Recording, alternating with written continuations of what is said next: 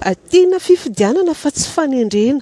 noho nalany ireo biro maharitra mandrafitra ny antemieram-pirenena ho Ramatoa Saondra Michel tsy nisy ny teritery ary manam-pirofo ihany koa ny hianjara biriky ny ireo vondrona maronisa izay manohana ny fitondrana ny fanarahana tsara ary ny fanainky ho tojo amin'izany ny zava-misy ankehitriny. Ramatoa Saondra Michel solombavambahoaka ny distrika ny Fianarantsoa. Izy io dia manana zo tanteraka sy fahafahana malalaka zany misafidy ny solombavambahoaka tsy irairay isambatana ny anolo-tena ny latsahako fidiana amin'ireo ompikambana ny biro-maharitra ireo. Manana safidy zany nalalaka tsara ireo vondrona parlementaire hafa ny tsy miankina fa indrindrandrindra ny mpanohatra ny latsaka fidiana amin'ireo seza rehetrarehetra reo na mahafiloany antemieram-pirenena na amin'ny mahafiloa lefitra na makestara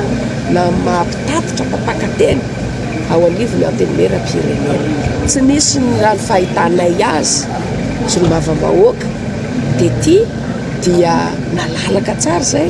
ary tsy naneritery mihitsy na nanakana ny tompon'andraikitra eto anivony antemieram-pirenena ao anatin'izany fahafahana milatsaka fidiana ompikambana ny biro-maharitra izany. Izahay solombavambahoaka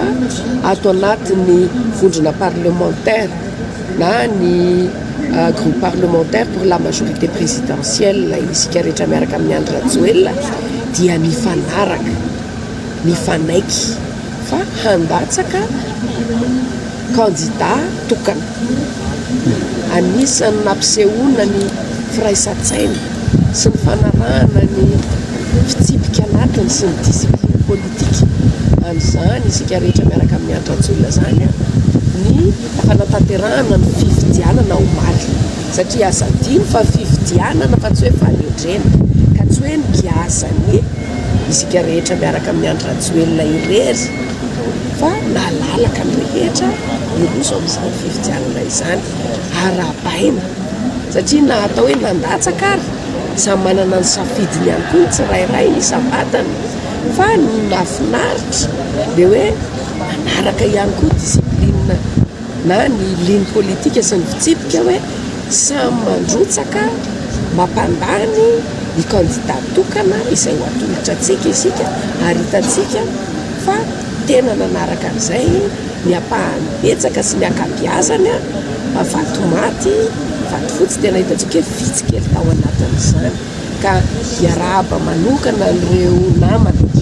izay ny antefany safidy ny solombavambahoaka rehetra izay nanatanteraka nandray anjara tamin'izany fifidianana izany ka hampandeha